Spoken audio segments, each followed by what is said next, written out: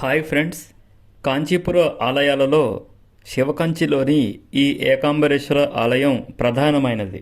పంచభూత లింగ క్షేత్రాలలో పృథ్వీలింగ క్షేత్రం ఇది. ఈ ఆలయంలో భారతదేశంలో ఉన్న అతిపెద్ద గోపురాలలో ఒక గోపురం అయిన ఏకాంబరేశ్వర స్వామి దేవాలయ గోపురం ఇది. ఏకాంబరేశ్వర ఆలయానికి 4 వైపులు కూడా ద్వారాలు ఉంటాయి. ప్రతి ద్వారం గుండా వెళ్ళేటప్పుడు ఒక మండపం వచ్చేలా దేవాలయ నిర్మాణం జరిగింది.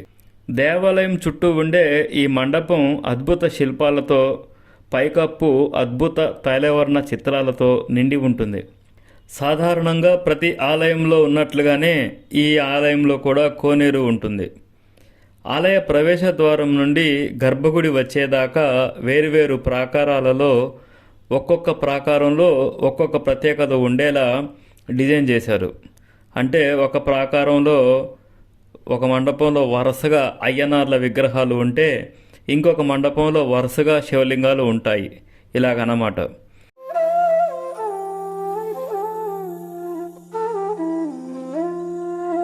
ఈ ఆలయంలో మొత్తం 1008 శివలింగాలు, ప్రధాన మండపంలో 1000 స్తంభాలు వరుసగా కనపడి మన కనులకు కనువిందు చేస్తాయి.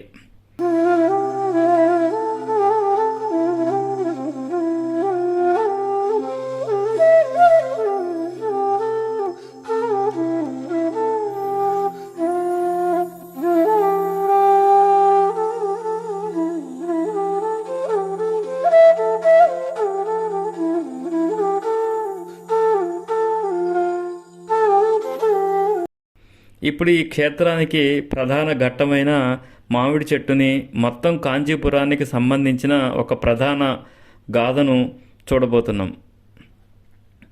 ఏకాంబరము అంటే మామిడి చెట్టు అని అర్థం. ఇప్పుడు మనం చూస్తున్న ఈ మామిడి చెట్టు కిందే అమ్మవారు ఇసుకతో ఒక శివలింగాన్ని తయారు చేసుకొని ఆ శివలింగాన్ని రోజు పూజించేదట. మహాశివుడు ఎన్నో పరీక్షలను పెట్టిన తర్వాత మాత్రమే అమ్మవారికి సాక్షాత్కరించారు అని కథనం.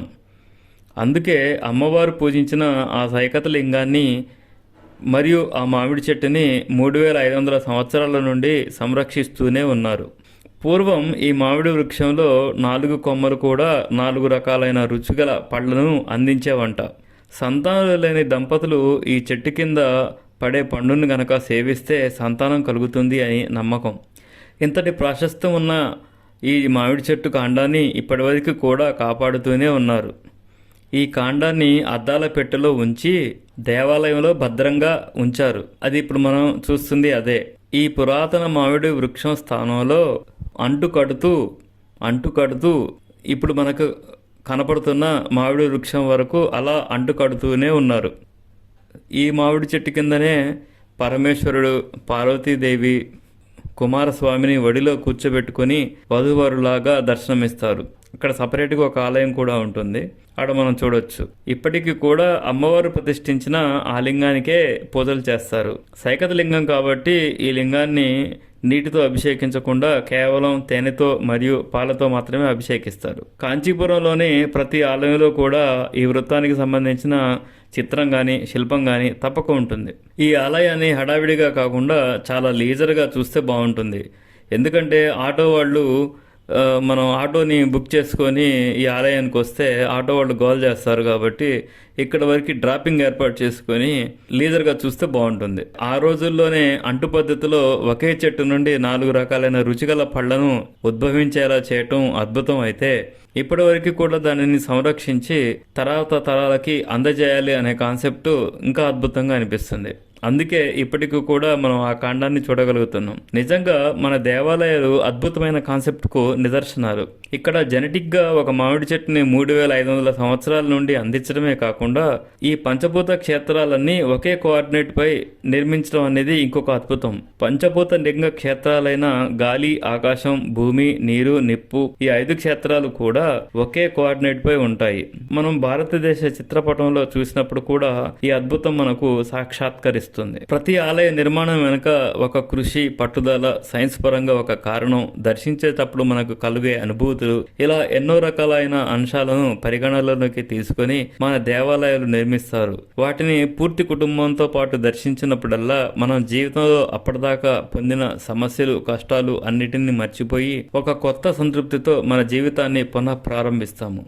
దేవాలయ దర్శనాల వెనుక ఉన్న పరమార్థం ఇదే. జీవితకాలంలో కొంత సమయం తర్వాత వెనక్కి తిరిగి చూసుకుంటే పొందే అద్భుతమైన అనుభూతులలో కుటుంబంతో పాటు వెళ్లే ఈ దేవాలయ దర్శనం చాలా ఎక్కువ గుర్తులను ఇస్తుంది. అందుకే దేవాలయాల దర్శనాలను తప్పనిసరి చేశారు మన పెద్దలు. ఎలా ఉంది ఫ్రెండ్స్ మా ఈ కథనం?